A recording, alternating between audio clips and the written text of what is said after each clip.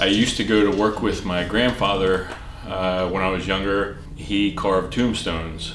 His office was in his house, and there were all these giant like printers drawers full of all the typeface letter blocks and all that stuff. You know, he'd pull all the letters out and set them all up and take a piece of tracing paper and make a rubbing of it, and then we take it out to the grave site and slap it up on the stone and transfer it on there and cut it out with an X-Acto knife, and then he'd put his big freaking spacesuit on and sandblast the name into it. And not everybody gets to say that they had that opportunity.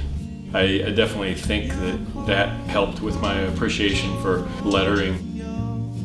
I'm originally from Newcastle County, Delaware. I grew up in a big old trailer park for the first few years of my life. My grandparents lived on one street. My aunt and uncle and cousins lived on the next street. My other aunt and uncle and cousins lived on the next street, and we lived on the next street. And then moved into a house in Bear that my family built. I always just liked art, you know, of a bunch of sorts, you know, between drawing on my books at school, and I remember in grade school I carved a totem pole out of balsa wood, and I was in 4-H. I have somewhere in here I have a blue ribbon from 4-H for a sign that I made. So yeah, my sign world started a long time ago. I remember they decided to put an addition onto the house, which was a garage. That was, you know, after I had already started working. You know, I got out of school and I worked on a framing crew, framing houses. So I got to help build the addition to the house. You know, I actually got to show them how to set the rafters. You know, and I remember one thing that I showed them how to lift the things up instead of the way that they were doing it, and they were like, huh. And yeah, that felt good to be able to add something to that. Yeah.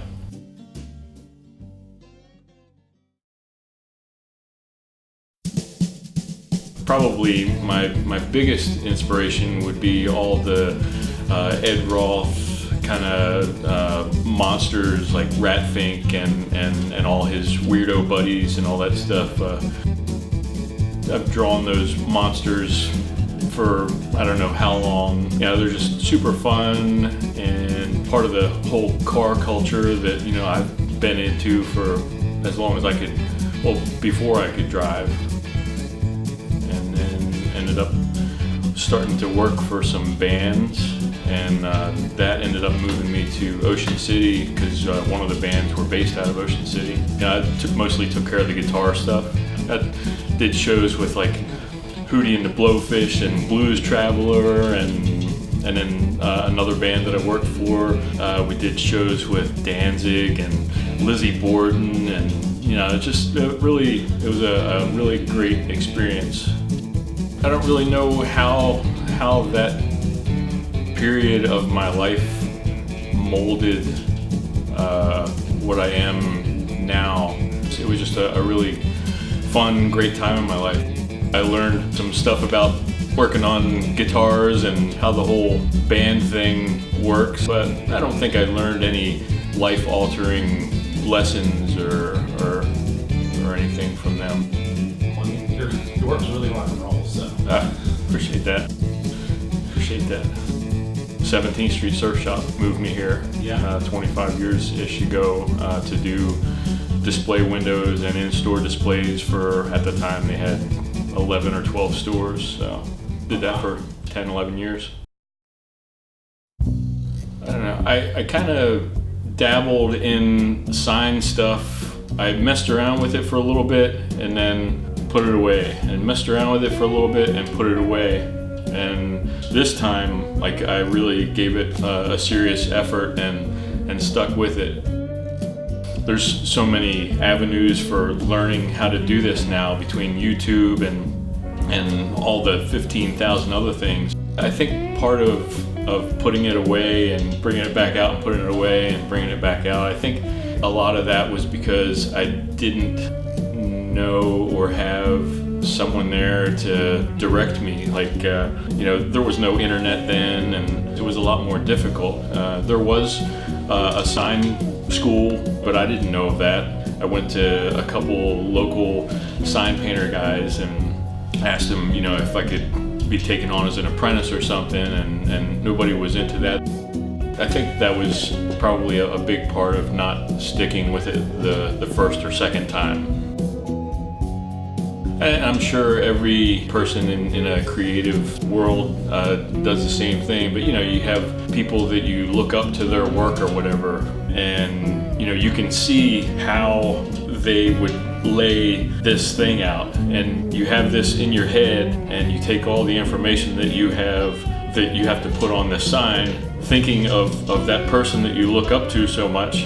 And even though you have the picture in your head, it's hard to get that on the board the way that they would have done it. That's like such a struggle for me, but it also is a driving factor too. Like, damn it, I didn't get it this time, but I know what I did wrong. I'll try to fix that part next time. So I've got some pieces. I have a show coming up in Ohio that I'm going to. Each artist is supposed to bring 3 pieces to it. And one of the ones that I'm bringing, it's something that I painted and I don't want to get rid of. Like, I didn't do it for myself. It's a piece that I did for another show.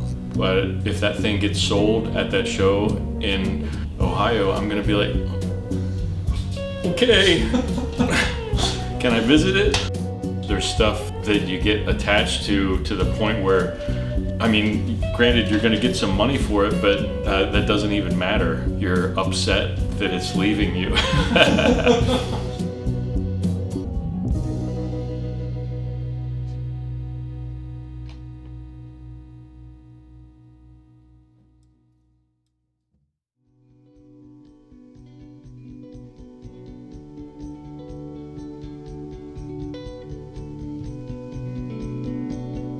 There's an old sign painter, Bill Rydell, that he died right before his 90th birthday, and he always said, I'm still learning things every day. I'm not the best, and I don't know everything, and you just have to always keep that in mind. There's always somebody that's better, and there's always stuff to learn.